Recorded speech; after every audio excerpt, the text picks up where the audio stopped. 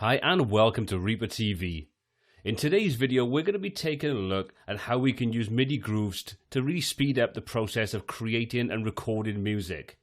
Now I'm going to take you through the entire process, and I'm going to be working with EZdrummer 2 here from Toontrack, and what I'm going to do is I'm going to show you how to easily purchase, download and install MIDI grooves that are part of the library, and then we're going to take a look inside EZdrummer itself and how we can use those to structure a song and then take them into Reaper or whatever digital audio workstation you want to work with, so you can then start using those to adjust, edit and use those in your composition. So let's take a look at how we can do all of that right now.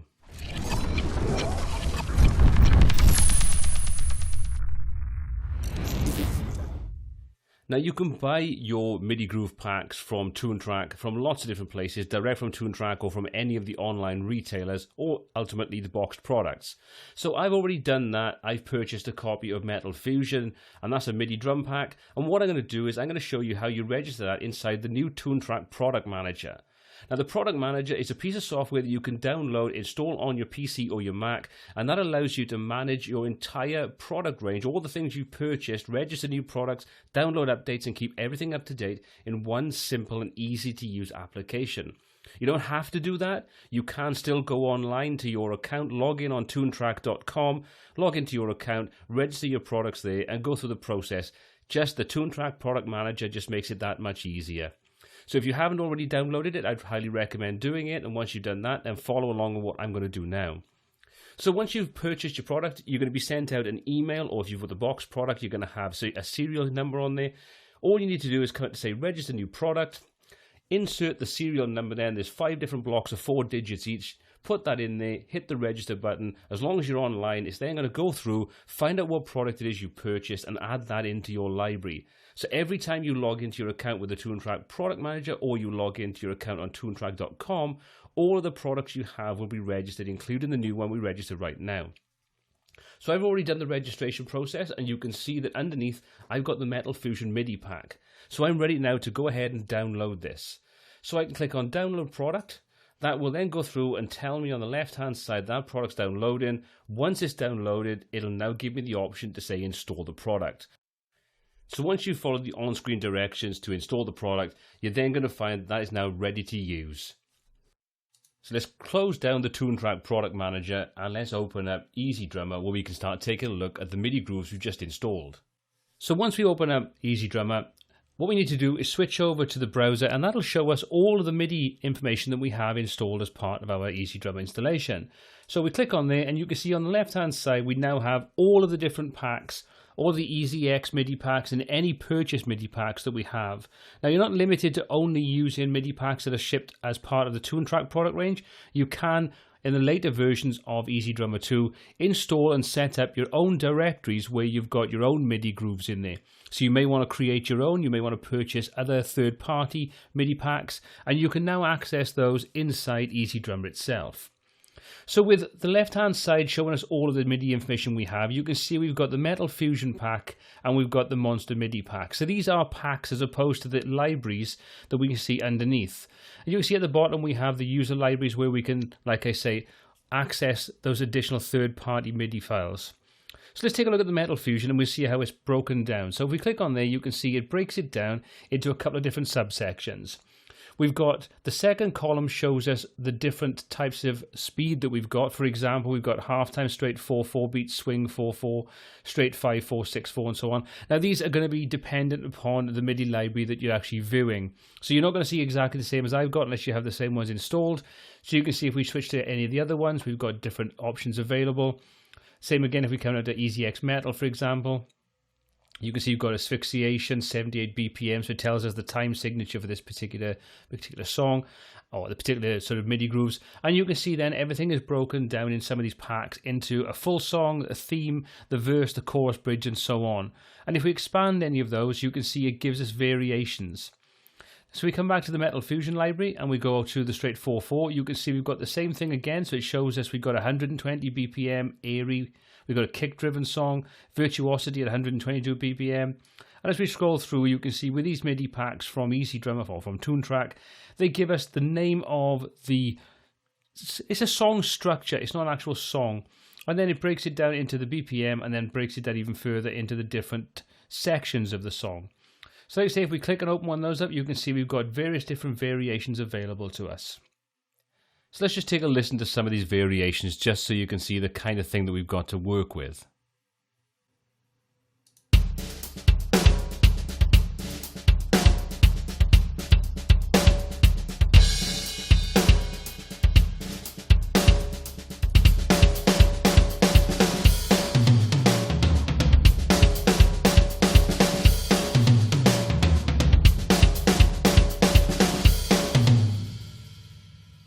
Now, one thing that's worth noting at this point in time is that the song or the piece of drumming that we're listening to, the MIDI groove that we're listening to, is tied into the tempo of Easy Drummer 2. So you can see if we take a look at the bottom, we've got the signature and the tempo set to 120 BPM. Now, if we take a look at this, that's fine for this one, but we take a look further down, you can see they speed up, so 155, 172 and so on. And if we play those back, they're going to be played back at the slower rate. So if we come into fills, for example, and we listen to that, then we're going to be listening to these at 120 BPM and not their intended 172.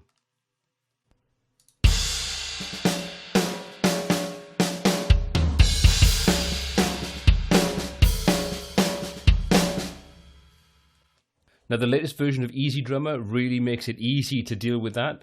If we take a look at the top, you can see we've got the option to say Preview Original Tempo.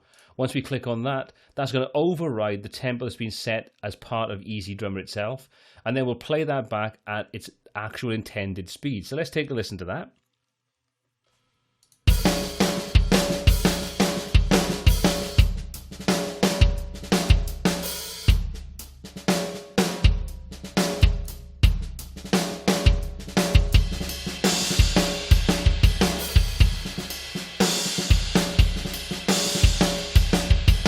So as you can see, it's pretty easy to override that.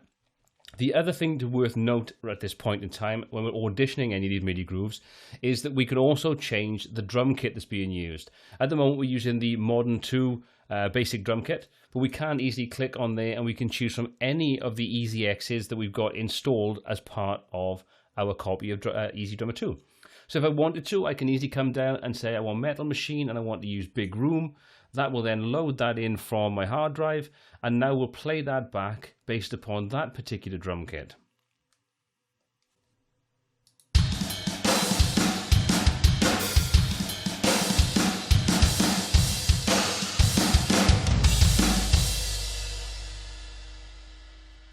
So as you can see, it's pretty easy, pretty versatile, and we've got a lot of flexibility in there. We've got lots more things we can do, but for now I wanted to show you that. Next thing we're going to do is take a look at how we can build up some good idea for the songs and then how we can take those into our digital audio workstation. So let's take a look at that now. Okay, so I've moved over now into my digital audio workstation and I've opened up Easy Drummer 2. Now I'm using Reaper as my DAW, but you can use any DAW you want, whatever you're familiar with. Now there's a couple of things that I want to show you with the interface before we move on and start constructing some drum track pieces. And these are just little things that are going to make your life just a little bit easier when you're working with this inside your DAW. So if you remember back to earlier in this video, we talked about the tempo and the difference in tempo between what Easy Drummer is currently using and what any of the browse MIDI sequences are actually using. Well, there's a third thing we need to take into consideration, and that's the fact that we now have a tempo inside our digital audio workstation. So if we take a look at the top, you can see my BPM is set to 120 beats per minute, and if we look at the tempo in Easy Drummer 2, that's also set to 120. Now these are just the defaults that when you start a new project, 120 is what's been set up as the default in both of these. Now there's one little option you have available to you inside Easy Drummer 2, and that's the follow host button. Now by default this is turned on, but what that does is if we alter the BPM in our host, in this example Reaper, then Easy Drummer will take that on board and change the tempo so it matches the actual composition you're working with in your DAW. So let's take that and take a look in action. If I come to the top and I change that from 120 to, let's just say for example 172, you can see that within a split second or so, Easy Drummer 2 also automatically updates itself on there. Now we can turn this off if we want to. If we wanted to respect the BPM that we're loading through Easy Drummer, we can turn that off and then we can set the tempo to whatever we want. We can use tap tempo, or we can manually input our own tempo.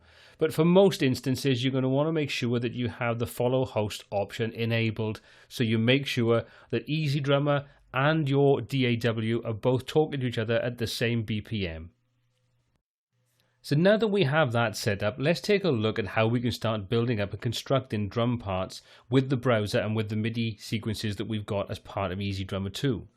So let's jump back over to the browser option and let's go through, and just for this example, I want to just pull up something from the Metal Fusion pack, and we're going to go for the straight 4/4. We'll just choose something. We'll take the verse option from here, and we'll take one of the variations, and we'll take that down. So as we've seen before, we can audition that simply by clicking on the play button, but we can now start dragging this in and constructing our actual drum song. So all I need to do is just drag that from the right hand side, drop it onto the MIDI block editor, and you can see that now puts that into the MIDI timeline. Now once that's in our MIDI timeline, we can start doing some other things with it. You can see that if we come down onto the piece of audio itself, we can right click and we have a whole range of different options that we can use in there. So we can mute this part, we can remove notes from it, we can find it in the actual MIDI structure, a whole range of different things. And we'll take a look at some of those later on.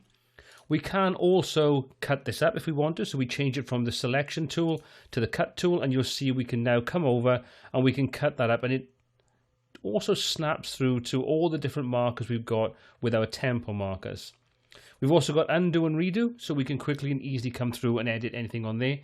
We can also, if we want to, just simply come to the right hand side, drag that and make it shorter, make it longer. You can see we can adjust that quite easily. We can also do the same from the left hand side, so we can adjust exactly what's being played back at any point. If we don't want to switch over to the cut tool, we can simply hold the Alt key down on the keyboard, and you can see that automatically temporarily switches it over to the cut tool. We can click and we've now cut that, and we can do whatever we want with that separate audio piece. To undo it, we just simply come to the undo arrow and we can undo the different steps that we've achieved on there. We can also zoom in and out by using this small window section at the bottom, so we can see exactly what's going on, and we can use the arrows on the right hand side to do the same kind of thing as well. We also have a context menu, which brings up pretty much exactly the same as if we right click on a piece of audio. So we've got a whole range of different options in there. And if we take a look at the bottom, you can see we've got our normal transport options. We've got our time signature, our tempo, which is currently following our host. We've also got the song creator and the MIDI volume. Now the song creator is where things start to get a little bit interesting. So if we click on that to open it up, it brings up this new panel. And what we can do now is we can choose the type of structure that we want to work with. So you can see there's a whole range of typical song structures in there, all color-coded for their verse and intros and so on. Entirely up to you if you want to use those. We can also use the context menu, and we can save this track as structure. So we've got a range of things we can do on there. We can also come down and audition or test out the MIDI that we're working with and look for other pieces of MIDI that are compatible with it based upon their time signatures and so on. So let's just use the example of the variation 2, which is what we're currently using in the MIDI timeline. And let's just drag that down onto the MIDI drop zone. You can see once I pick it up, it highlights in orange to tell us we can do something. Once I take my mouse over it, it tells me I can drop it there so I can let go. That now goes through and analyzes all the MIDI we currently have in our library. And then it breaks it up into intros, the verses, pre-chorus, chorus, bridge, fills, and endings. So we can quite easily, and with a sense of sort of certainty, pull in these different pieces that we want to work with. So we can say, well, we can audition that now if we want to. We can click on the little arrow on the right-hand side, and we can drop that in, and we can do various different things on there. We can click X on this to get rid of it. We can quickly audition any piece of audio that we have in here, and if we want to use it, we can just drag that down onto our MIDI timeline below, and that's our song creator starting to build this up. So we can easily drag in a couple of different variations, and we can quickly and easily build up a song. We can drag this out so we can see exactly what's going on, and then we can take that, build everything up, and then we can take that into our digital audio workstation. So if I just bring this down out of the way, you'll see if we take a look, nothing's actually appearing in our project in Reaper. That's because we're currently only working inside EasyDrummer. So we're structuring and building this song up piece by piece from these predefined pieces of MIDI inside EasyDrummer. Once we've done that, there's various different things we can do. We can output this as a MIDI file. We can drag and drop it into our host, which this example is Reaper. So let's take a look at how we can do that next. So I've gone through and I've created the basic structure of a song. I put an intro, some fills, verse, pre-chorus, and a chorus and an outro. So I've got what I would consider to be a fully fledged drum track ready now to start taking into our digital audio workstation and start working with it to make it a little bit more my own. Now there are two ways you can do this. We could drag it in and then we can edit the MIDI inside the MIDI editor in our digital audio workstation, or we can fine tune and tweak in EasyDrummer itself. So there are a couple of different things we can do on that. If we want to, we can just come down to any piece of audio, and if we click on the arrow, you can see that we'll open up the drum kit and all the pieces, all the components that are being used. Now what we can do is we can make things simpler, more complicated, change what drum is being used. So for example, we might not want to use the snare, we might want to use a tom instead. So let's listen to the piece of audio first of all, and then I'll adjust some of these things and show you how easy it is to completely change the audio that's been created based upon what we want to do with it. And then we can take it into our audio workstation, digital audio workstation, and we can tweak it even more so. So let's take a look at that.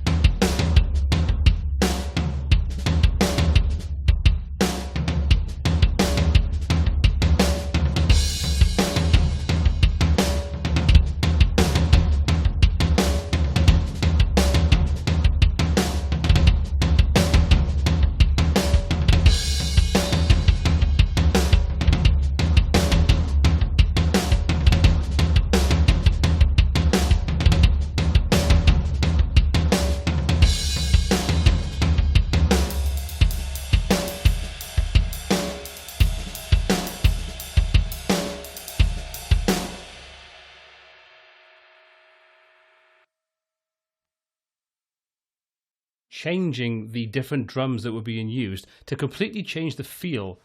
On top of that, we can actually increase or decrease the amount of hits that have been applied to any of those drums. So, for example, if I just bring this back over onto the hi-hats, you can see that I can change what hi-hat is being played on this. So you can see we've got a range of different open ones with this particular kit, tight edge, closed edge, and so on. Or I can just drag it over to the left-hand side and I can change what drum is being used. And again, I can change the sample that's being played, where we want the center or a rim shot, for example. So I can change this over to anywhere I want on the drum kit, and I can change the feel of this particular groove. I can also choose a drum, so you can see this one's highlighted in orange, and then we've got the amount where we can increase or decrease the amount of hits that are being applied based upon the original groove that's being played. So if I take this over to the left-hand side, you can see that the number of hits will change. If I take it to the right-hand side, they will increase. I can use the plus and minus arrows if I want to. That's quite easy. And I can also adjust the velocity of the drum that's being played. So we might like the groove. We might think we want the tom, the floor tom, for example, to be a little bit lighter or a little bit heavier. Or we can use the velocity adjustment on there to adjust just that particular drum inside this particular MIDI sequence. Everything else will be ignored, so we don't need to worry about that. So we can very quickly and easily go through and fine-tune the drum track to get a groove that we really like. Then, if we want to, we can bring that into our digital audio workstation and we can fine-tune it even more so. So let's take this into our DAW and let's see how we can then go in and edit it. And there's a little trick I want to show you to make sure that we have the original source MIDI groove intact in the background if we need to use it to go back to at any point. So let's take a look at how we do all this. So now we've got everything roughly where we want it to be. We want to take that into our digital audio workstation and start working on it in there. So all I need to do is just select this by dragging our mouse pointer over it, holding the left mouse button down. All of our pieces are now selected. I can move this down. There's my drum track. So all I'm going to do is just drag this up and drop it onto my source in the background. So we've got everything already loaded in now.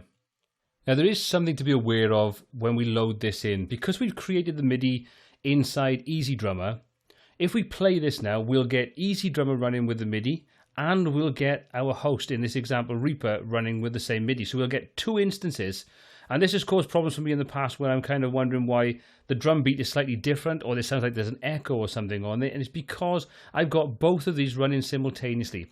So if I hit the play button now, you'll see what I mean. The peak meters will start to spike because everything is too loud, because there's two instances of this drum groove being played simultaneously. So let's take a listen.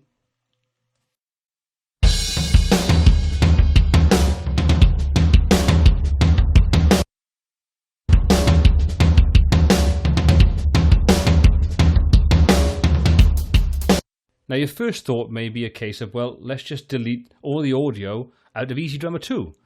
And you can do that, and that's quite an easy way of doing it. But what happens if you do that is you lose the original song structure. So say, for example, you do something in your digital audio workstation to the MIDI and you change it to get it where you want, and then you delete half of it, or something happens and you've got to start all over again because you'd have to recreate the entire song structure in EZdrummer and redo everything, which can be a little bit of a pain.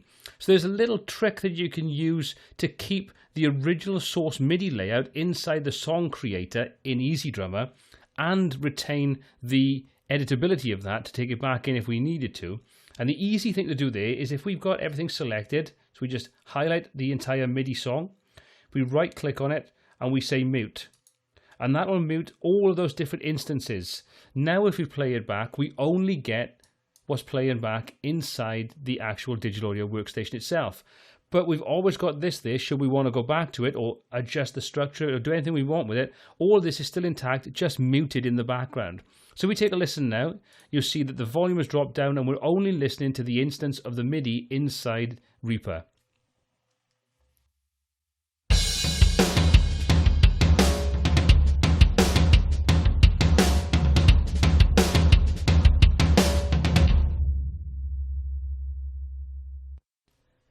So as you can see this time when I play it back, we've got no peaking in our meters, so we know that we've only got the one instance of that playing back. And like I say, if we want to get any of those back, we can just drag over, highlight, right click, and choose unmute. They're all back in, they're all ready to start working, or we can just mute them again. Then we can close that down and we can go back to working inside Reaper itself. The other benefit of this is that just say, for example, you wanted to add an extra little, say, verse or something along into the song structure. It's going to be easier to go back into EZdrummer, add that verse in there, adjust the song, then just re-import that into your digital audio workstation without having to go through and find out where that is in your song, cut it up in your digital audio workstation, edit it, duplicate it, and faff about with all that kind of stuff. You can just use this sort of two-way editing to sort of work a lot quicker and easier. So as we can see now, if I just open up the MIDI, we just bring that in, you can see all of the MIDI information is available to us. Everything is in there, all the different hits. We've got all the information in there, the velocities and everything. So we can then go in and edit this to the way that we would want to get it exactly how we'd like. So we can fine tune and tweak every element of this to our heart's content. So that's how easy it is to use EZdrummer 2 with the MIDI song creator and the MIDI grooves that either ship with the different EZXs that you may have, or with the default EZdrummer, or you can purchase separately in MIDI packs. Gives you a great way of starting out, and now we can go in and start editing those, like I say, and get it exactly the way we want. A great starting point for creating your songs, especially if you're not a drummer and you don't really know what you're doing with a drum kit. This is a good way of getting great sounding drums really quickly and easily with some really high quality grooves. Well, I hope you found this video useful. I hope it's given you an insight into how you can use the MIDI grooves inside EZdrummer. Just bear in mind, you're not limited to only doing this inside EZdrummer. You can do this in Superior Drummer 2. You can probably do this in Slate Drums and any of the other sort of MIDI sequence drum packages that are out there. If you did find the video useful, please give it a thumbs up. Hit that subscribe button to be kept up to date with all new content we add. If you've got any comments, questions, or feedback on this video or anything else on the channel, pop those in the comments section below. Well, until next time, happy mixing.